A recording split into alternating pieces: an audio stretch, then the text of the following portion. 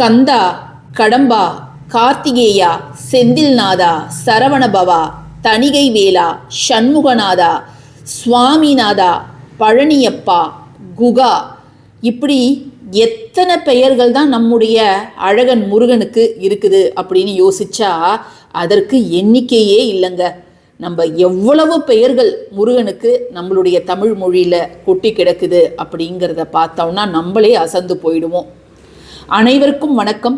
இன்றைய தினம் 27/1/2026 செவ்வாய்க்கிழமையோடு சேர்ந்து வரக்கூடிய தை கிருத்திகை எவ்வளவு அற்புதமான ஒரு வாய்ப்பு அப்படின்னு பாருங்க. செவ்வாய்க்கிழமை அப்படின்னாலே முருக கடவுள் வழிபாட்டுக்கு தான் முன்னுரிமை. ஏன்னு கேட்டிங்கன்னா, நம்முடைய கர்ம வினைகளால் ஏற்படக்கூடிய மிக முக்கிய பிரச்சனையான கடன் பிரச்சனை, நோய், வழக்கு, எதிரி தொல்லை, நிலம் சம்பந்தமான பிரச்சனைகள். இந்த நிலம் சம்பந்தமான பிரச்சனைகள்லாம் எத்தனை விதம் இருக்குது, எவ்வளவு சிக்கல், எவ்வளவு அதிலே ஒரு சூழ்ச்சி செய்து நம்முடைய நிலத்தை அபகரிக்குது அப்படின்னு பார்த்தோம்னா நம்ம சொல்லிக்கிட்டே போகலாம். அத்தனை பிரச்சனைகளையும் நொடி பொழுதில் தீர்க்கக்கூடிய ஒரு கடவுள் இருக்கிறார் அப்படின்னா அது நம்முடைய கந்த கடவுள் தாங்க. கந்த கடவுளை இன்று நாம் வழிபட வேண்டிய மிக முக்கியமான ஒரு நாள். செவ்வாய்க்கிழமையும் கிருத்திகையும் வந்திருக்குது.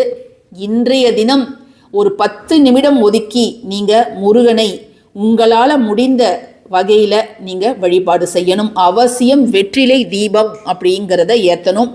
நிறைய பேர் நாங்கள் வெற்றிலை தீபமும் ஏற்ற போகிறோம், மாவிளக்கு தீபமும் போட போகிறோம், அதை மாதிரி நாங்கள் செய்யலாமா அப்படின்னு கேட்குறீங்க. நீங்கள் வெற்றிலை தீபம் போடும்போதே நடுவில் மாவிளக்கும் வைக்கலாம், அல்லது தனியாக வெற்றிலை தீபம் நேற்று நம்ம சொன்னது மாதிரி அந்த 2 பொருள்களை சேர்த்து நீங்கள் வைக்கலாம். நேற்று நம்முடைய சேனலில் சில முக்கிய பதிவுகள் நம்ம ஷேர் பண்ணியிருந்தோம். அதை பார்க்காதவங்க விருப்பம் இருக்கும் பட்சத்தில் உங்களுக்கு நேரம் இருந்ததுன்னா அந்த பதிவையும் போய் பாருங்க.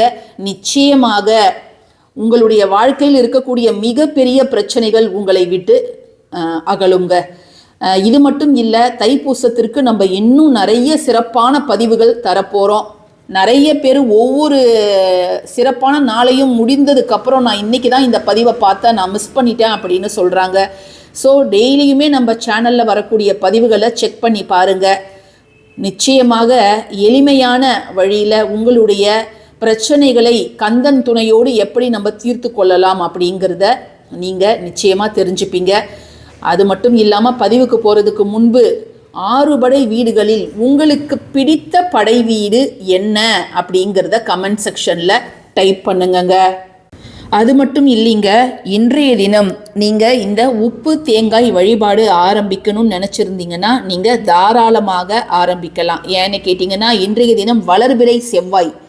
சொந்த வீடு வேணும் அல்லது நிலம் சார்ந்த பிரச்சனைகள் எனக்கு தீரணும், ஏதோ ஒரு வில்லங்கம் இருக்குது, எனக்கு வர வேண்டிய வீடு நிலம் வழக்கில் இருக்குது, அது எனக்கு சேரணும். அப்படி இல்லைன்னா ரொம்ப நாளாக ஒரு இடம் காலியாகவே இருக்குது, அதுக்கு யாரும் வாடகைக்கு வர மாட்டேங்கிறாங்க, அல்லது வாடகைகளுக்கு இருக்கிறவங்க காலி பண்ண மாட்டேங்கிறாங்க, அல்லது மேலே நான் ஒரு ரூம் போட்டு வீடை கொஞ்சம் எக்ஸ்டெண்ட் பண்ணி கட்ட போகிறேன், இல்லைன்னா நான் வீடையே புதுசாக கொஞ்சம் சீரமைத்து கட்ட போகிறேன் அப்படின்னு எந்த ஒரு பிரச்சனையாக நிலம் சார்ந்த பிரச்சனைகள் எதுவாக இருந்தாலும் அதற்கு கைமேல் பலன் தரக்கூடியது நம்முடைய சேனலில் நிறைய பேர் செஞ்சு பார்த்துட்டு, நான் இதை செஞ்சு பார்த்தேன், தை மாதம் செஞ்சேன், சித்திரை வைகாசி நாங்கள் சொந்த வீட்டுக்கு போயிட்டோம் அப்படிங்கிறத நிறைய பேர் சொல்லியிருக்கிறாங்க. 9 வாரங்கள் இதை நீங்கள் செய்யணும். இதை பற்றிய ஒரு தனிப்பதிவு நம்முடைய சேனலில் நான் போன வாரம் போட்டிருந்தேன். இதை வருடம் நான் உங்கள் கூட ஷேர் பண்ணுறேன். ஏன்னா நிறைய பேர் செய்து பயனடையணும் அப்படிங்கிற ஒரே காரணத்துக்காக தான்.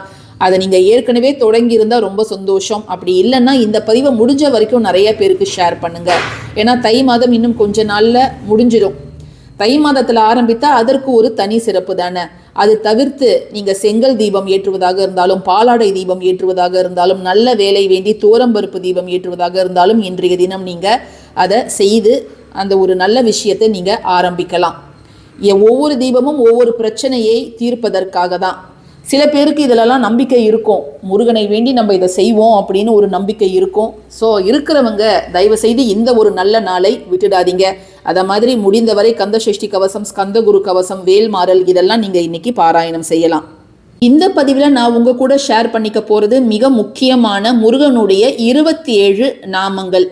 அதை நீங்கள் இன்னைக்கு மட்டும்தான் சொல்லணும் அப்படிங்கிற எந்த ஒரு கட்டாயமும் இல்லைங்க. இன்னைக்கு நீங்கள் சொல்லலாம். அது மட்டும் இல்லாமல் ஒவ்வொரு செவ்வாய்க்கிழமையும் அல்லது முருகனுக்கு உகந்த கிருத்திகை, சஷ்டி, விசாக நட்சத்திரம் இதை மாதிரி எந்த தினத்திலையும் நீங்கள் அதை சொல்லி உச்சரிக்கலாம்.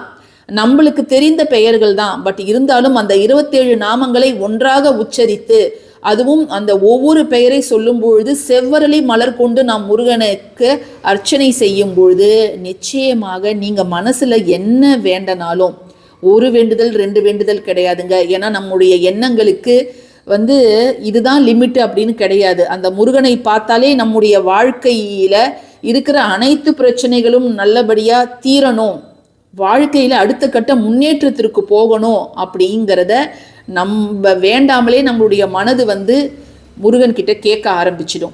ஸோ நீங்கள் ஒரு வேண்டுதல் தான் வைக்கணுமா, 2 வேண்டுதல் தான் வைக்கணுமா அப்படின்லாம் கிடையாது. உங்களுடைய வாழ்க்கை நல்லா இருக்கணும், எங்கள் குடும்பம் நல்லா இருக்கணும் அப்படிங்கிறத மனசில் நினச்சிக்கிட்டு இப்போ நான் அந்த 27 நாமங்களை உங்கள் கூட ஷேர் பண்ணுறேன். அந்த நாமங்களை நீங்களும் பாருங்கள். முடிஞ்சால் அதை நீங்கள் ஒரு பேப்பரில் ஜஸ்ட்டு பெயரை மட்டும் எழுதிக்கோங்க. எழுதிக்கிட்டு நீங்கள் ஒவ்வொரு பெயரை இன்று உச்சரிக்கும் பொழுது ஒரு செவ்வரளி பூவை எடுத்து முருகருடைய பாதத்தில் போட்டு நீங்கள் அர்ச்சனை செய்யுங்க. செவ்வரளி மலர் உகந்தது, அப்படி இல்லைன்னா சிவப்பு நிற ரோஜா, பன்னீர் ரோஜா எது வேணாலும் நீங்கள் தாராளமாக நீங்கள் பயன்படுத்திக்கலாம். சரிங்களா? இப்போ வாங்க என்ன அந்த நாமங்கள் அப்படிங்கிறத நம்ம பார்த்துடலாம். முருகனின் சக்தி வாய்ந்த 27 நாமங்கள். கந்தன், குகன், ஷண்முகன் அதாவது ஆறுமுகன், குமரன் என்றுமே இளமையானவர், சரவணன் சரவண பொய்கையில் பிறந்தவர், சுவாமிநாதன் தகப்பனுக்கு பாடம் சொன்னவர், தண்டபாணி தண்டாயுதம் ஏந்தியவர், வேலன் வேல் வீரர், செந்தில் வெற்றி பெற்றவர், கார்த்திகேயன் கார்த்திகை பெண்களால் வளர்க்கப்பட்டவர், சக்தி பாலன் சக்தி தேவியின் புதல்வர், குருபரன் குருவாக விளங்குபவர், உமைபாலன் உமையவளின் மகன், மயூர வாகனன் மயில் மீது ஏறுபவர், வள்ளி மணாளன் வள்ளியின் கணவர், தேவசேனாதிபதி தேவர் படைத்தலைவன் பாலசுப்பிரமணியன் பாலமுருகன், சீர்செங்கோடு உடையான் திருச்செங்கோடு இறைவன், அழகன் அழகானவர், தணிகை வேலன் திருத்தணி முருகர், பழனிநாதன் பழனி இறைவன், கிருபாகரன் அருள் செய்பவர், ஞான பண்டிதன் ஞானம் அருளுபவர், சங்கரகுமாரன் சிவனின் மகன், வடிவேலன் கூர்மையான வேல் உடையவன், குமாரசுவாமி குமாரக் கடவுள், முருகன் அழகு தமிழ் கடவுள். இப்போ நீங்கள் நாமங்களை என்னென்ன அப்படிங்கிறது தெரிஞ்சிட்டு இருப்பீங்க. இவ்வளோதாங்க, ரொம்ப எளிமையான ஒரு வழிபாடு. இதை நீங்கள் சொல்ல சொல்ல இந்த நாமங்கள் உங்களுக்கு மனப்பாடம் ஆயிடும். தினம்தோறும் சொல்கிறதுனா கூட நீங்கள் தாராளமாக சொல்லலாம். ஸோ முருகனை வேண்டி இந்த ஒரு நாமத்தை ஒரு முறை மட்டும் இன்னைக்கு நீங்கள் உச்சரித்து பாருங்கள். நல்ல முன்னேற்றம் அப்படிங்கிறது தெரியும். பதிவு பிடிச்சிருந்ததுன்னா கட்டாயமாக லைக் பண்ணுங்கள், ஷேர் பண்ணுங்கள், நம்ம சேனலுக்கு சப்ஸ்கிரைப் பண்ணுங்கள். இந்த பதிவை தயவுசெய்து எல்லாருக்குமே ஷேர் பண்ணுங்கள். ஏன்னா கொஞ்ச நேரம் தான் இருக்குது. தேங்க்யூ ஃபார் வாட்சிங் திஸ் வீடியோ. நன்றி.